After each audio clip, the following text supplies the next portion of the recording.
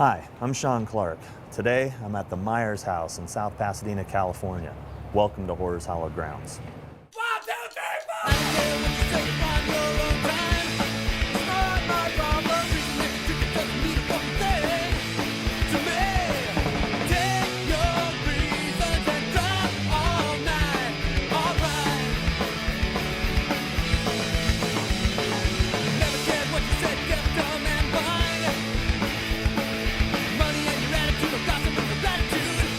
And yeah, you're not my problem. I've got my problems.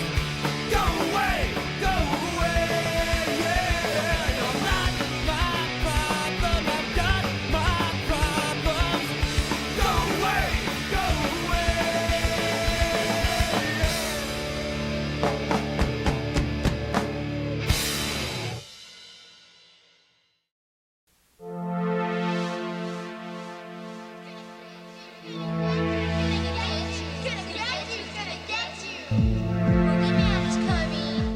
In 1978, John Carpenter directed what has become his definitive film, Halloween. For 2 decades, it stood as the highest-grossing independent film of all time, having taken in over 200 times its original budget of $300,000. Today on Horror's Hallowed Grounds, we take a look back at the filming locations of this horror classic.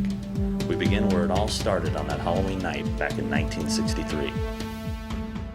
Right now we're at the Meyers House, located near the corner of Mission Street and Meridian Avenue in South Pasadena, California.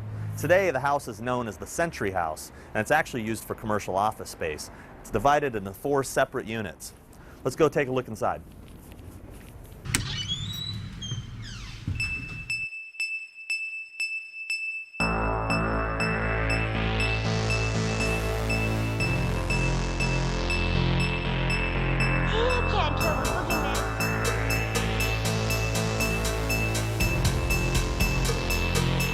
So this is where it all began. Young Michael climbed these very stairs right here, all the way up to the top, picked up his clown mask right here, put it on, and then proceeded into this room, through this door, through the middle adjoining doors, and into Judith's bedroom, where she met her demise. This is also the very same room that some of the fastest sex in cinematic history took place. Now, if something doesn't look right to you, it's because the house isn't in the same place anymore. It's actually been moved. Its original location is only about a stone's throw away behind the house and actually across the street. A local resident by the name of David Margrave was passing by one day and saw the home in process of being torn down when he yelled to the bulldozer operator to stop. There was 6 houses that were side by side, and during the course of about a 3-week period, there was houses each day removed one at a time. This was the last house standing on that area. When I went by it just one day, because I knew the owner of the property, a Dr. Cohen, I asked the person that was driving the tractor, that had ran his tractor into the building, I asked him to stop, and he did. And then I went into where Dr. Cohen's office was, and I offered him one of these. And this is a silver dollar, 1987, and that's the year I bought it. I gave him one of these, and we shook hands, and that was the end of the deal, and that's how the whole thing transpired. And I told him that if he gave me a week, I would move the house off the property, and if I didn't have it done in a week, then he could demolish it. I had no place to put it.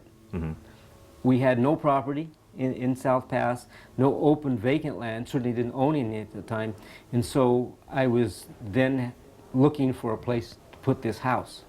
You're not really proud of this, or I wasn't at the time. We didn't know what to do with it, so I picked it up one night and we paid movers, and they moved it onto a railroad property and set it where it's at now. We didn't own it. We didn't have any right to it. But it was a historical house, and that was built sometime in '85. And it was one of the first, if not the first house in South Pasadena. 1885? 1885. For nearly 15 years, the lot where the Meyers house once stood remained empty.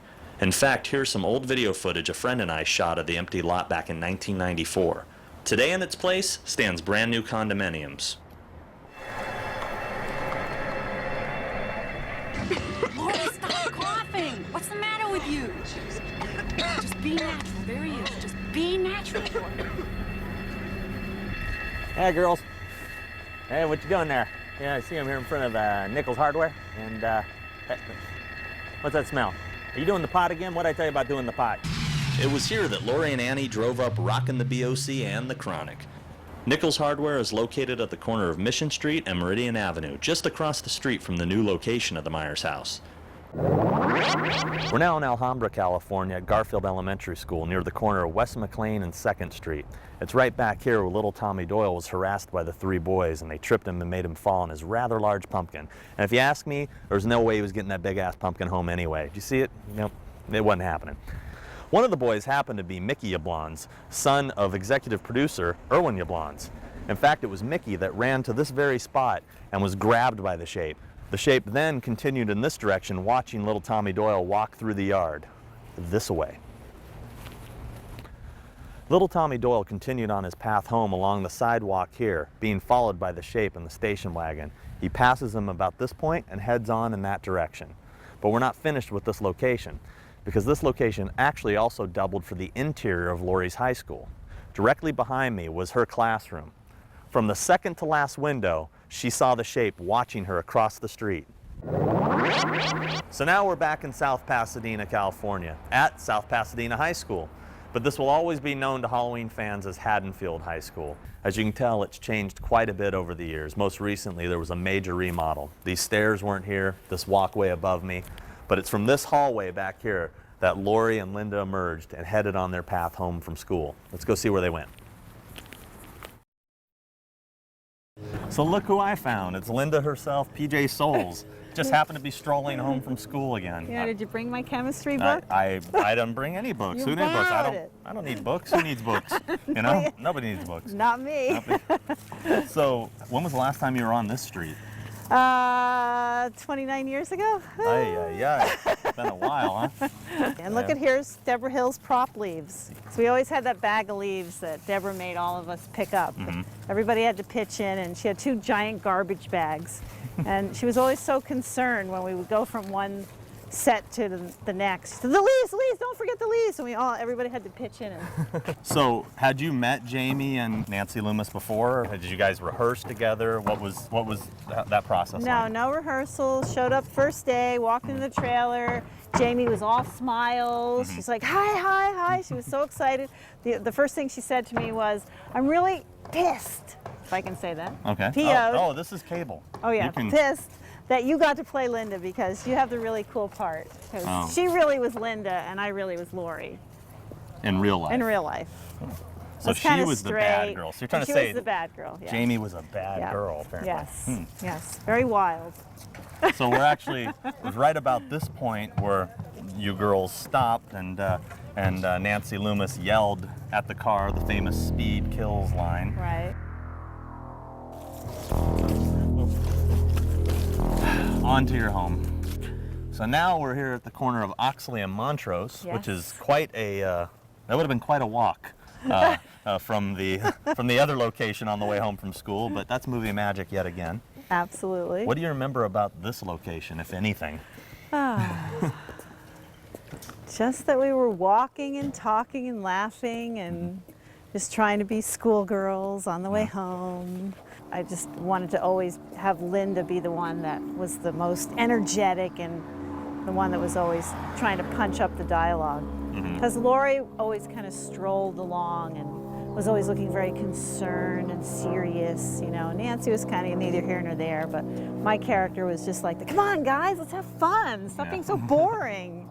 So even on the walk home, I wanted to have fun. So how does it feel knowing that, you know, close to 30 years later, fans still like make a pilgrimage back to these locations and like it's almost become a tradition for some Halloween fans to come here every October and just visit the sites. Go trick-or-treating. I think it's great. I think it's really cool. I think John Carpenter should be very pleased and happy that his film has lasted this long and, that people just find such incredible excitement over going over every detail. We're now in front of what was your house in the film. So I guess I'll say goodbye and I'm going to go to my house. Yeah, say hi to your mom and I'll talk to you later. All right. Thanks for coming. See ya.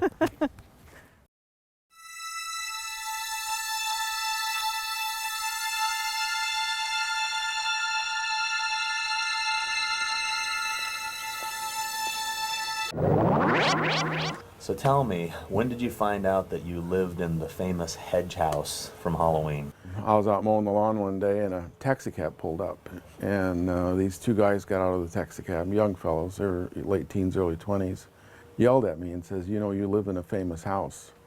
We'll see people standing out here by the hedge getting their picture taken, and somebody knocked on the door and wanted to know if they could take a piece of the hedge with them, cut a piece of the hedge off, and she says, take as much as you want, you know.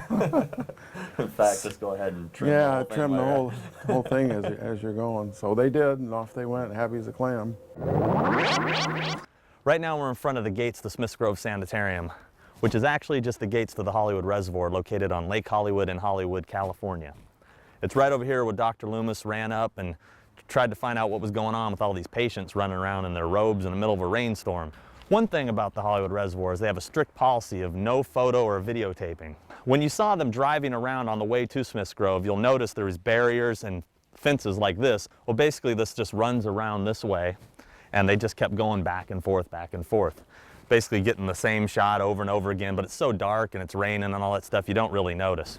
Right over here there used to be a ditch, and that's where the station wagon was stuck, and Michael jumped in, took off, and bolted up this road here. And if you watch closely in the film, you can see the lights of the car actually make that curve around to the top. I'm his doctor. You must be ready for him. We're now at the most out-of-the-way location from the film Halloween, and that's in the City of Industry, near the corner of Valley Boulevard and Brea Canyon Road. This is where Sam Loomis stopped to make a phone call. So after Dr. Loomis steps out of the telephone booth, he then comes around this way and heads back over here where he finds the abandoned truck from Phelps' garage. So it's right about here where the Phelps garage pickup truck was parked. Dr. Loomis then goes over in this area and discovers the rabbit and red matchbook and Michael Myers' hospital gown. Had he continued a little bit further over into this area, over in the bushes, he would have found the body of the truck driver. Next, we follow Dr. Loomis to Haddonfield Cemetery. As you can see, I'm standing next to the Sinclair tombstone, which is very visible behind Dr. Loomis and the caretaker when they discover Judith Myers' tombstone is missing. The actual area where Judith Myers' tombstone was supposed to be took place in this area right here. Right now we're in South Pasadena at the Strode House. You might recognize the door behind me as the door that Laurie leaves from several times in the film. The interesting thing about this location is it actually has two addresses. The house is divided into two separate units. One is on Oxley Street and one is on Fairview Avenue. Right here's the famous pedestal. This is where she sat waiting for Annie to show up. And right here, JLC's sweet little teenage tush was just kicking it right there, man. I can almost feel it. See how worn it is? Many a Halloween fan has come here and paid tribute by rubbing this. And I'm doing the same. It's nice. Come to Haddonfield. Enjoy. Our last stop in Haddonfield takes us to the Doyle and Wallace houses, located right off the Sunset Strip in Hollywood on a quiet little street called Orange Grove. First, we stop by the Doyle house. The house itself hasn't changed a great deal over the years. What interiors were used at this location, if any, are still up for debate. One thing for sure is the interior of the downstairs portion of the house was not used in the film. If you take a good look at the scene when Laurie is banging on the door, the handle is on the right side and the door opens from right to left. When they cut to the interior shot, the handle is on the opposite side and opens from left to right. Across the street is the Wallace house, which has sadly undergone a complete remodel and is almost unrecognizable. PJ Souls and I take a closer look. This is where it supposedly all went down, was inside this house. Yeah. Changed quite a bit. They've added this whole garage and upstairs part Oh my here. gosh. Yeah, it's Refinancing, equity line of credit. Look at the light fixtures. They're trying to make it very Halloween the movie. Yeah, they're trying to steer the fans away, I believe. Yeah. It wasn't the interior of this location that they actually used. One thing that's the dead giveaway for any Halloween fan is if you take a look at the house, how the house ends right next to the front door. Right. Well, when you walk into the house, there's a whole living room over there that you go into. Oh, So it's obviously a very different Oh location. my gosh, that's right. Yeah. I didn't even notice that. Yeah. Well, the keen Halloween fans, they pick up on these little things. Yeah. You know, and I'm one of those geeks. Like me So, tripping. yeah. Well, you Tripping over the camera track, I know. Did you actually smoke? Were you a No, smoker? oh God, that was so hard. Because you were smoking like but crazy it in had to be. The character, Linda, would have had to have smoked. that. So. Well, you're very natural doing it. I would assume Yeah, that you were. but no, I'm very against smoking. It's Oh. one of the things my kids are very upset at when they watch that movie. Not that I die, but that I smoked. If Michael didn't get her, the cancer would have. You know, right? I mean, let's Well, face if you're it. gonna have a sex scene, you have to smoke afterwards. It's a rule. Is it? It's a film rule. But yeah. So should we knock on the door or what? Should we go try? Should we go knock? Yeah. Let's go see if. What the hell? Whoa, that's a powerful knock. Is it? I wouldn't I've open been- the door to that. I've been pumping iron. That's why. No luck. No one's home, But we tried. which is good for us. Come on, no one's yeah. home. Oh, we're gonna go around. We're actually gonna go around to the side where the French door was supposed Did to be. you bring the beer? Did you bring the cigarettes? Oh, you know where I'm going with this, right? Oh, hey now. Just kidding. Don't go in the kitchen though. Yeah, I ain't going to get you a Watch beer. out for the kitchen. I'm not going to get you a beer. That's for damn sure. Well, hey, thanks a lot for coming. I appreciate Okay. it. And thank you again for taking out your day to go back to Haddonfield and give the fans a little more insight to what it was like to make this classic film. Absolutely.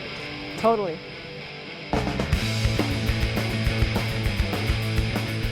In fact, it was Mickey who ran to this very spot and was grabbed by the shape. Pretty amazing moment, if you ask me. I don't know why I just said that. I can feel it, can you? Oh, yeah. Watch out, Todd. You're about to walk onto a tree. Damn kids, why do they do it? Why do they do it? Do a dance. Do the safety dance. Come on, everybody. What? No, I'm sorry, you're not going to be getting the pot back. We're going to have to destroy that. As a matter of fact, I guarantee it'll be burned.